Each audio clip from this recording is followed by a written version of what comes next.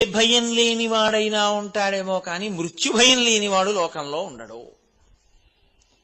నే చచ్చిపోతానని భయం నాకేం లేదండి అనాలి అంటే ఒకే ఒక్క కారణానికి అనాలి తప్ప రెండో కారణం లేదు.